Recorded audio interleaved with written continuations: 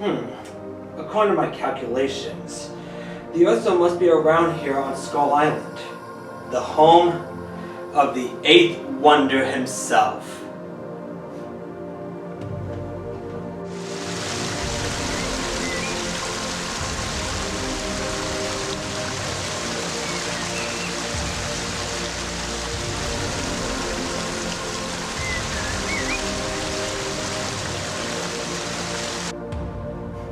Gorgeous.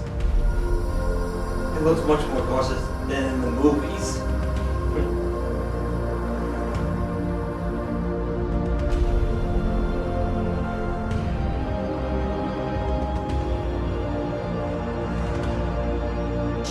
Alright, this part we'll have to do.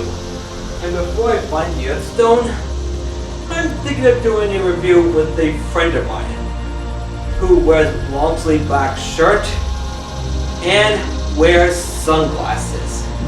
Welcome to Fandemic, where we thoroughly analyze various types of independent or fan-made media. I'm your host, Indie Fan. Hey Indy, what's up? Oh hey Dean, where are you calling from? Oh, well, I'm calling from Skull Island. Wait, there's a Skull Island? Well, duh! And since the attack on San Diego, if there's a Godzilla, there must be well, you know! Well, you learn something new every day. And it's appropriate given what I'm reviewing. A King Kong fan film, I presume. Do you really have to ask? Of course I had to. Anyway, before we do that, roll the intro! Hey, that's my line!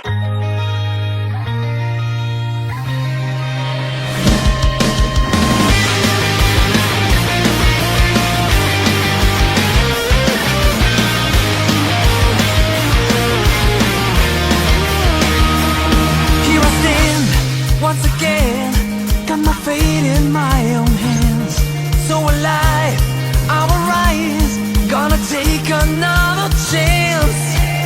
My screaming inner voice leaves me no other choice, pushes me through limits till the very end. I'm playing with fire, I'm playing with fire, playing with fire, come feel it burn. I'm playing with fire, playing with fire, playing with fire, come feel it burn.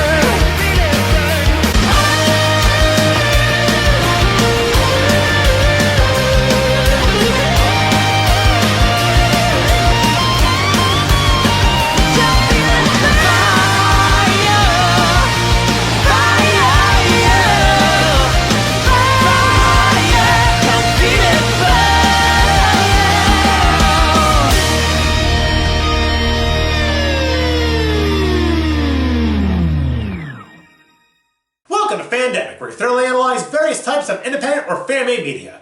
I'm your host, Indie Fan.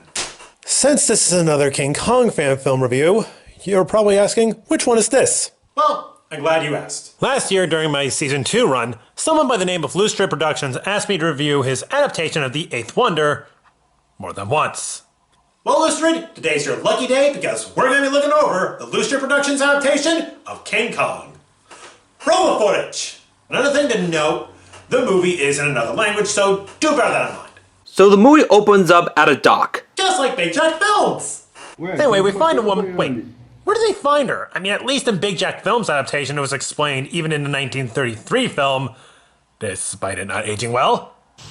Hey! I love that movie! Yes, I do too. Oh, Jack is gonna be pissed when he... Dude, he already chastised me about San Diego and the fact Viz is the superior Sailor Moon dub.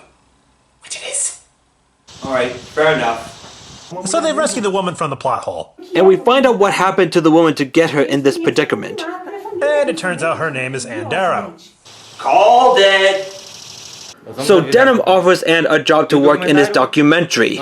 We also find out she's an ape specialist. This is an interesting take on the character, giving her a bit of a Jack Prescott vibe to her. So Anne states she has to inform her family she survived, but Denham informs her they already took care of that.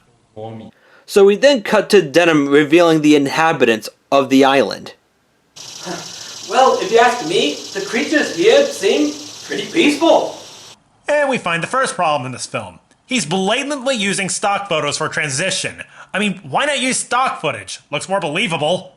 Anyway, Whoa! Again with the weird transitions! Wait, we now meet our Kong already? Also, I have to state the stop-motion effects are not that convincing. Not that they are bad, I can respect the filmmaker for trying, but he has a lot to learn. I honestly second that notion, Indy. And so he immediately takes Anne and... Man, one thing I have to admit, the film has pacing issues.